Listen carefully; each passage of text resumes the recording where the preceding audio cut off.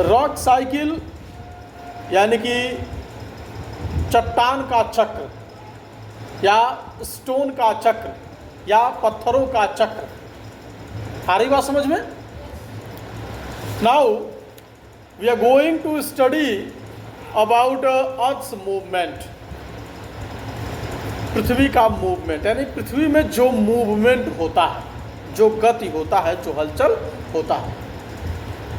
The earth's crust is relatively thin and is broken up into a series of plates which fit closely together called lithospheric plates.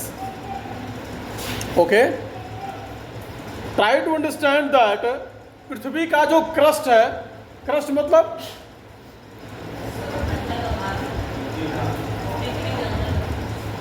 Crust मतलब the upper layer of the earth, the upper layer of the अर्थ, वही ना crust है।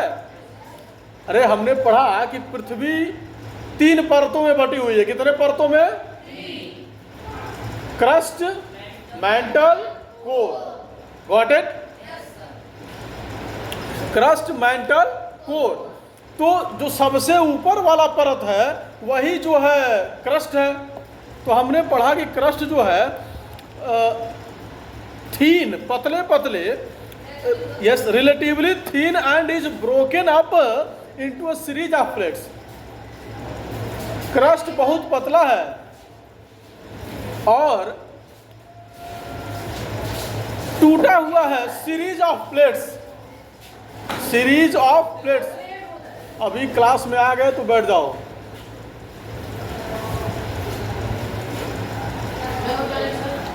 Yes yes yes the earth's crust is relatively thin and is broken up into a series of plates which fit closely together called lithospheric plates। कह रहे हैं कि पृथ्वी का जो crust वाला पार्ट है वो बहुत पतला है। क्या है? पतला, थीन, और कई सारे प्लेट के सीरीज में टूटा हुआ है। प्लेट, बात समझ रहे हैं? कई सारे प्लेट के सीरीज में टूटा हुआ है, यानी कई सारे प्लेट से मिलकर बना हुआ है। कौन सा लेयर? क्रस्ट वाला। कौन सा layer?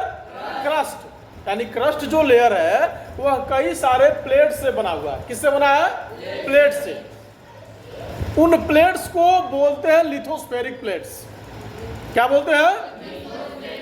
Lithospheric plates. Lithospheric plates, lithospheric plates. ये कौन से प्लेट है? नहीं, ये कौन से प्लेट है? हाँ, जिनसे क्रस्ट वाला लेयर बना हुआ है, जिनसे क्रस्ट वाला लेयर बना हुआ है। वही कह रहे हैं कि the earth crust is relatively thin. पृथ्वी का क्रस्ट वाला लेयर जो है वो पतला है and is broken up into a series of plates, और कई सारे प्लेट्स में टूटा हुआ है, which is fit closely together called lithospheric plate. और वो जो टूटे हुए प्लेट है वो बिल्कुल एक दूसरे से सट कर फिट है, तो उन प्लेट्स को बोलते हैं लिथोस्फेरिक प्लेट। क्या कहते हैं? Lithospheric plate. बात समझ में आ रही है? बोलिए। You will be surprise to know that these plates move around very slowly just a few millimetres each year. और आपको यह जानकर आश्चर्य होगा कि ये सभी प्लेट्स जो हैं मूव करते हैं चारों ओर, around, move around very slowly. ये प्लेट्स मूव करते हैं, हिलते हैं, गति करते हैं, लेकिन बहुत धीरे धीरे। कैसे? बहुत धीरे, स्लोली, बहुत धीरे धीरे। Just a few millimetres each year, यानी कि एक साल में मुश्किल से कुछ मिलीमीटर मूव करेंगे। बात समझ रहे हैं? 100 centimetre equal to 1 metre, 100 centimetre equal to, अरे 1 मीटर में 100 सेंटीमीटर होता है ना, बोलिए। तो अभी सेंटीमीटर से भी छोटा वाला जो यूनिट है मिलीमीटर, उतना यानी कि फ्यू कुछ मिलीमीटर, 2-4 मिलीमीटर जो है एक साल में ये लिथोस्फेरिक प्लेट्स जो है मूव करते हैं। बात समझ में आ रही है? कितना मूव करते हैं?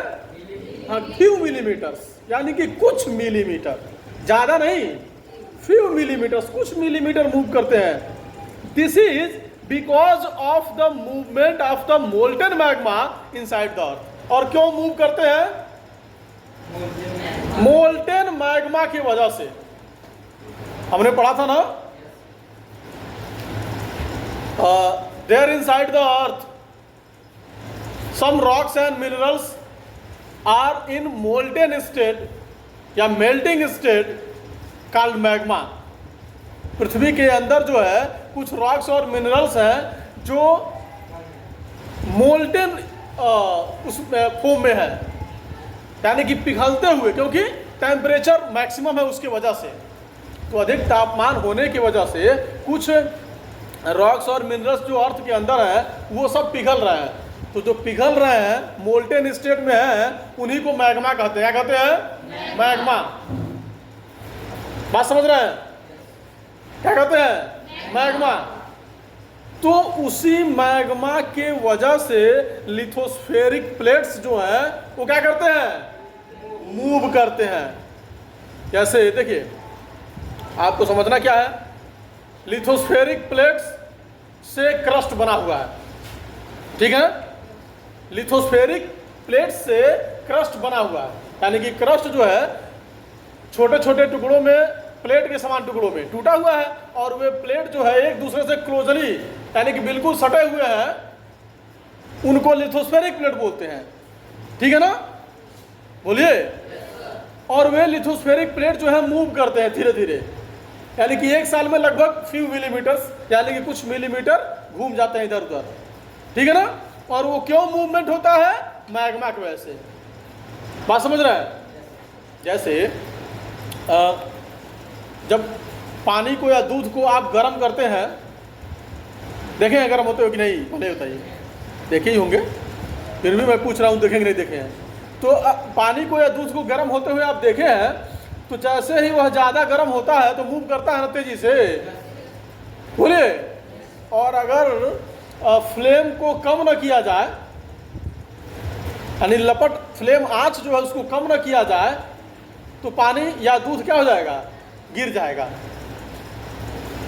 दूध गिर जाएगा नहीं गिर जाएगा? बोलिए। जो जिस भी पात्र में रखा हुआ है, पॉट में रखा है, उस पॉट से बाहर आ जाएगा। बात समझ रहे हैं? तो अब समझना यह है कि उसी तरह से अर्थ के नीचे मैग्मा पिघल रहा है मैक्सिमम टेम्परेचर होने की वजह से।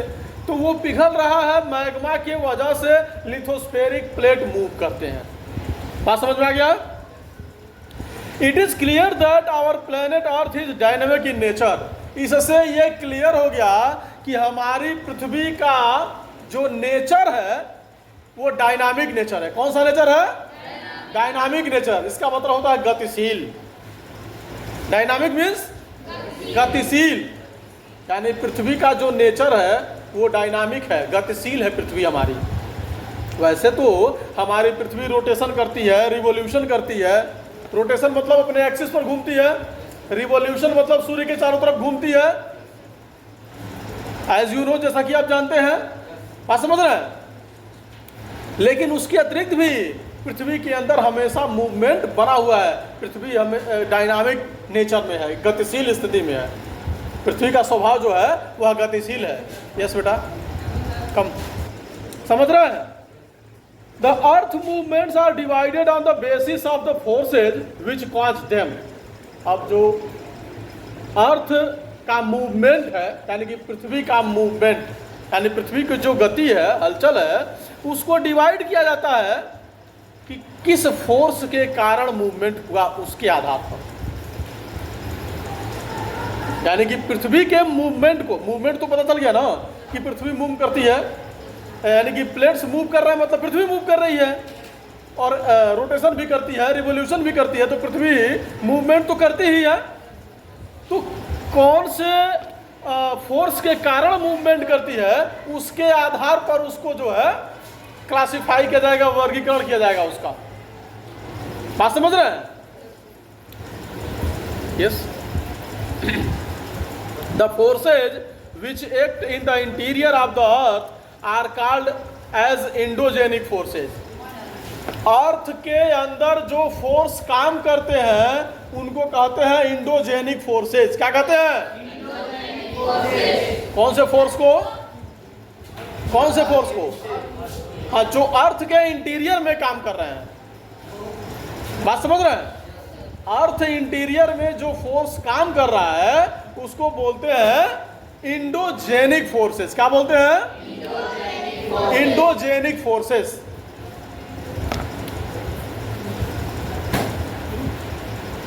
And the forces work on the surface of the earth are called as exogenic forces।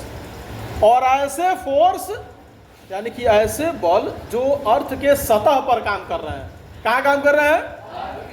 अर्थ के सतह पर काम कर रहे हैं, उनको बोलते हैं एक्सोजेनिक फोर्सेस। क्या बोलते हैं? So is it clear that what is endogenic forces and what is exogenic forces? Tell me, is it clear? Endogenic forces यानी कि ऐसे फोर्सेस जो अर्थ के अंदर काम करते हैं, इनसाइड द अर्थ या interior the earth, and exogenic forces which works on the surface of the earth. Earth के सतह पर जो फोर्स काम कर रहा है, जो बल काम कर रहा है, उसको एक्सोजेनिक फोर्सेज बोलते हैं। और जो अर्थ के इंटीरियर में यानी कि अंदर से काम कर रहा है उसको एंडोजेनिक फोर्सेज बोलते हैं। Got it? Any doubt? बोलिए। Then endogenic forces. क्या? Endogenic forces. इंडोजेनिक फोर्सेस यानी कि the forces which act in the interior of the earth. The forces which act in the interior of the earth. Don't talk, just open your book and put your finger there. Endogenic forces, page number 78।